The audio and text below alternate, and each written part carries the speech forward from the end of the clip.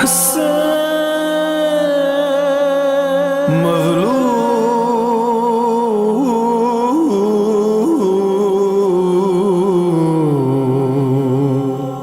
حسین۔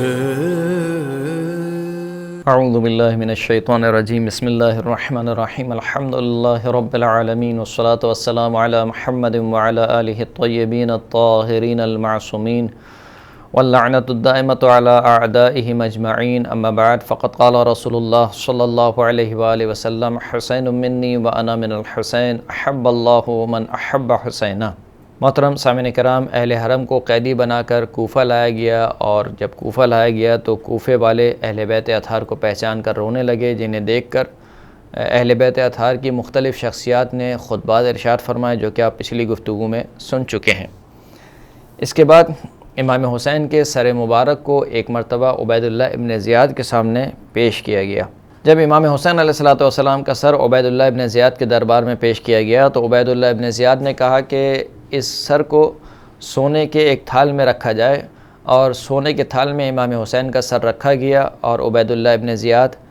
اپنے جو ہے وہ کرسی پر براجمع تھا، اور اس کے سامنے امام حسین کا سر تھا۔ اتنے میں ابن زیاد نے ایک مرتبہ اپنی چھڑی اٹھائی اور چھڑی امام حسین کے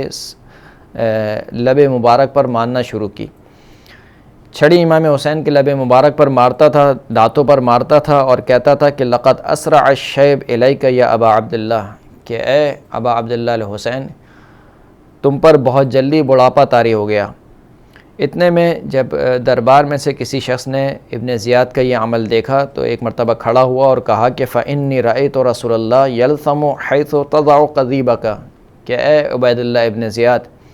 میں نے رسول اللہ کو دیکھا ہے کہ وہ اس جگہ کا بوسہ لے رہے ہیں کہ جس جگہ پر تو چھڑی مار رہا ہے۔ اور اسی طریقے سے مختلف روایت میں نقل ہوا ہے، یہاں تک کہ ایک نام زید ابن ارقم کا بھی آتا ہے، جو کہ رسول اللہ کے صحابی ہیں، ان کا نام لیا جاتا ہے کہ جب انہوں نے دربار میں یہ منظر دیکھا کہ عبید اللہ ابن زیاد امام حسین کے لب مبارک پر چھڑی مار رہا ہے، تو کہا کہ ارفع قضیبک انی رأیت رسول اللہ صلی اللہ علیہ وآلہ وسلم واضعا شفتیہ علی موضع قضیبک، اے عبید اللہ ابن زیاد، اپنی چھڑی کو اٹھا لے کہ میں نے رسول اللہ کو دیکھا ہے کہ جہاں پر تو چھڑی مار رہا ہے وہیں پر رسول اللہ نے اپنے ہونٹوں کو رکھا ہے۔ اور پھر اس کے بعد زید ابن ارقم جو ہے وہ اس نے رونا شروع کر دیا، اور پھر ابن زیاد نے ایک مرتبہ حکم دیا کہ اہل حرم کو دربار میں داخل کیا جائے۔ امام زین العابدین کو دربار میں داخل کیا گیا اس حال میں کہ امام کے پیروں میں بیڑیاں تھیں، امام کے ہاتھوں میں ہتکڑیاں تھیں، امام کے گلے میں طوق تھا، اور ان کے پیچھے اہل حرم کو اور بیبیوں کو داخل کیا گیا، یہاں تک کہ جب اہل حرم ایک مرتبہ عبید اللہ ابن زیاد کے دربار میں داخل ہو گئے تو روایت کہتی ہے کہ زینب بنت علی یعنی بی بی زینب کبریٰ سلام اللہ علیہا نے ایک مرتبہ عبید اللہ ابن زیاد کی طرف نگاہ کی، اور نگاہ کرنے کے بعد بیوی نے اپنے آپ کو بیویوں کے پیچھے چھپانا شروع کیا۔ جب ابن زیاد نے یہ منظر دیکھا کہ بیویوں میں سے ایک بیوی ہے جو اپنے آپ کو دوسری بیویوں کے پیچھے چھپا رہی ہے، تو کہا کہ من الجالسہ، یہ جو بیٹھی ہوئی عورت ہے یہ کون ہے؟ تو بیوی نے کوئی جواب نہیں دیا، پھر دوبارہ کہا کہ یہ کون ہے، پھر کوئی جواب نہیں دیا، تو عبید اللہ ابن زیاد کے کسی درباری نے کہا کہ ہذہ زینب بنت علی ابن ابی طالب، کہ یہ جو عورت ہے یہ علی کی بیٹی زینب ہے۔ جب ابن زیاد نے یہ سنا تو ایک مرتبہ بیوی کو مخاطب ہو کر کہا کہ الحمدللہ الذی فضحکم وکذب حدوثتکم، کہ حمد ہو اس خداوند کریم کے لیے کہ جس نے تمہیں رسوا کیا اور جو تمہارے واقعات تھے، جو تمہاری گفتگو تھی، اس کی تکذیب کی۔ جب یہ جملہ بی بی زینب نے سنا تو فرمایا کہ الحمدللہ الذی اکرمنا بنبیہ محمد صلی اللہ علیہ وآلہ وسلم وطہرنا بکتابہ تطہیرا، کہ تمام حمد ہو اس خداوند کریم کے لیے کہ جس نے ہمیں شرف بخشا اپنے نبی حضرت محمد مصطفیٰ صلی اللہ علیہ وآلہ وسلم کے ذریعے سے، یعنی رسول اللہ صلی اللہ علیہ وآلہ وسلم کو ہمارے گھرانے میں قرار دیا، وطہرنا بکتابہ تطہیرا، اور خداوند کریم نے اپنی کتاب میں ہماری پاکیزگی کا اعلان کیا۔ انما یفتضح الفاسق ویکذب الفاجر، اور رسوا تو فقط فاسق شخص ہوتا ہے، اور جو فاجر شخص ہوتا ہے وہی جھوٹ بولتا ہے۔ یعنی ابن زیاد اپنے دربار میں جو کہنا چاہتا تھا، ایک عقیدے کو رائج کرنا چاہتا تھا، اور وہ عقیدہ جبر کا عقیدہ تھا کہ جو کچھ کرتا ہے وہ خداوند کریم کرتا ہے. یعنی اگر حسین ابن علی کو قتل کیا گیا ہے تو اس میں ہمارا کوئی قصور نہیں ہے. خدا کی تقدیر میں لکھا تھا کہ امام حسین کو قتل ہونا ہے، ہمارے ہاتھوں سے قتل ہونا ہے، تو بس امام حسین ہمارے ہاتھوں سے قتل ہو گئے. بی بی نے اس عقیدے پر ایک ضرب بطلان لگائی، اور ضرب بطلان اور خط بطلان کھینچتے ہوئے بی بی نے کہا کہ خداوند کریم، اگرچہ کہ جو کام ہوتا ہے وہ خداوند کریم کی دی ہوئی قدرت سے ہوتا ہے، لیکن اس کا یہ مطلب نہیں ہے کہ بندے کا کوئی اختیار نہ ہو. لہٰذا بندے جو اعمال انجام دیتے ہیں وہ اپنے اختیار سے انجام دیتے ہیں. جب ابن زیاد نے بی بی کا یہ جواب سنا تو ابن زیاد نے کہا کہ کیف رأیتی صنع اللہ بأخیک و اہل بیتک، کہ اے زینب، اللہ نے جو آپ کے بھائی اور آپ کے اہل بیت کے ساتھ کیا اس کو آپ نے کیسا پایا. دیکھا آپ نے کہ دوبارہ ابن زیاد وہی عقیدہ جبر کو رائج کرنا چاہ رہا ہے. یعنی جو کام حسین ابن علی کے ساتھ ہوا ہے وہ ہم سے نہیں ہوا بلکہ خداوند کریم نے کیا. تو پوچھا کہ جو کام اللہ نے آپ کے ساتھ اور آپ کے اہل بیت کے ساتھ کیا آپ نے اس کو کیسا پایا. اب اس کے جواب میں جو زینب کبریٰ نے جملہ اشارہ فرمایا ہے وہ یقیناً بی بی زینب کے مقام اور مرتبے کو بیان کر رہا ہے، بی بی کی معرفت کو بیان کر رہا ہے. بی بی نے فرمایا کہ ما رأیت الا جمیلا، میں نے پروردگار کو سوائے خوبصورتی کے اور کچھ نہیں پایا. یعنی پروردگار سوائے اچھائی کے اور کوئی کام انجام نہیں دیتا. ہؤلاء قوم کتب اللہ علیہم القتل، یہ جو قوم تھی، یعنی جو ہمارے اہل بیت اطہار جو شہید ہو گئے، یہ وہ قوم تھی کہ جن پر خداوند کریم نے شہادت کو لکھ دیا تھا. فبرزوا الی مضاجعہم، پس وہ اپنی قبروں کی جانب رخصت ہو گئے.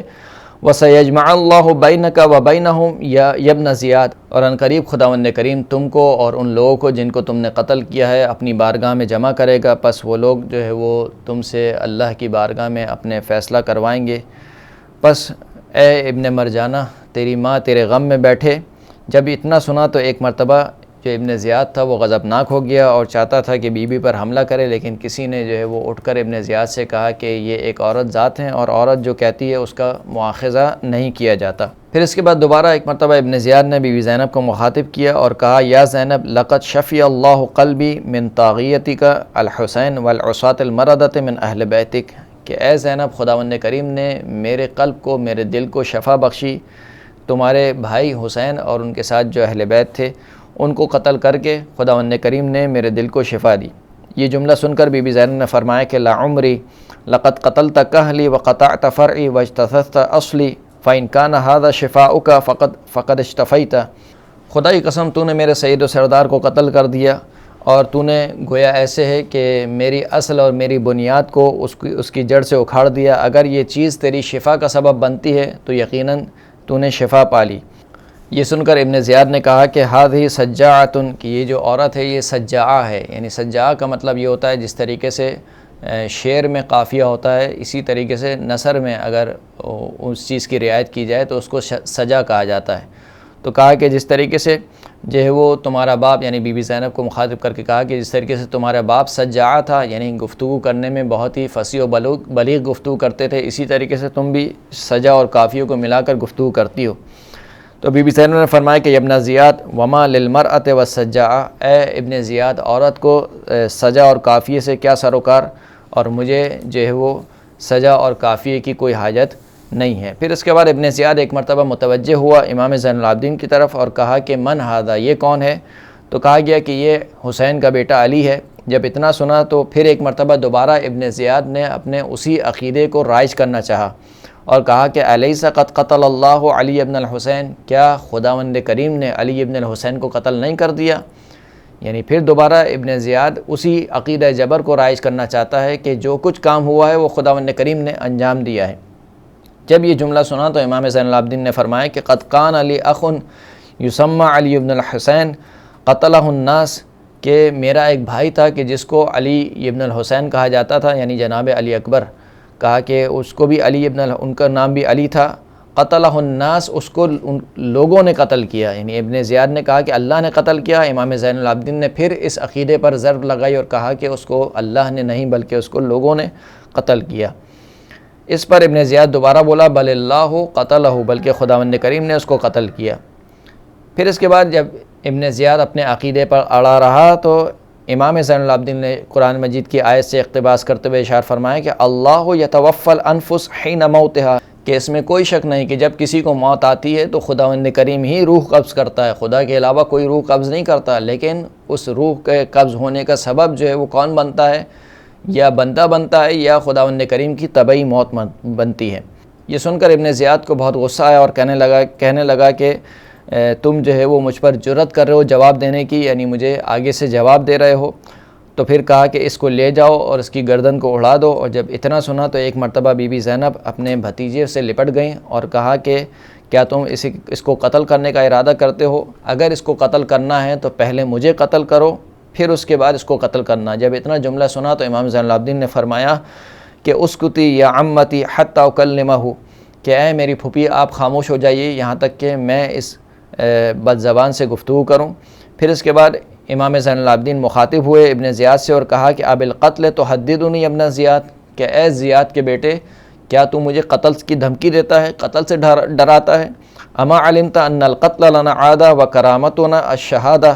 کیا تو جانتا نہیں ہے کہ خدا کی راہ میں قتل ہو جانا ہماری عادت ہے، اور جو ہماری کرامت ہے، ہماری شرف اور بزرگی وہی شہادت ہے، اور خدا کی راہ میں شہید ہو جانا ہے۔ پھر اس کے بعد ابن زیاد نے حکم دیا کہ امام زین العابدین اور ان کے ساتھ جو اہل حرم ہیں ان کو ایک گھر میں لے جایا جائے جو کہ مسجد کے برابر میں ایک گھر تھا۔ کہا کہ اس گھر میں لے جا کر ان کو قیدی بنایا جائے۔ اس پر بی بی زینب نے فرمایا کہ لا يدخلن علینا عربیہ الا ام ولد او مملوکہ، کہ خبردار ہم پر کوئی عربی عورت داخل نہ ہو مگر یہ کہ جو کنیز ہو یا ام ولد ہو وہ ہم پر داخل ہوں۔ فإنہن سبینہ کما سبینہ، کیونکہ وہ بھی اسی طریقے سے قیدی ہیں جس طریقے سے ہم کو قیدی بنایا گیا ہے، لہٰذا ہم پر وہی عورت داخل ہو جو خود بھی قیدی ہو۔ وآخر الدعوانا ان الحمد للہ رب العالمین۔ حسین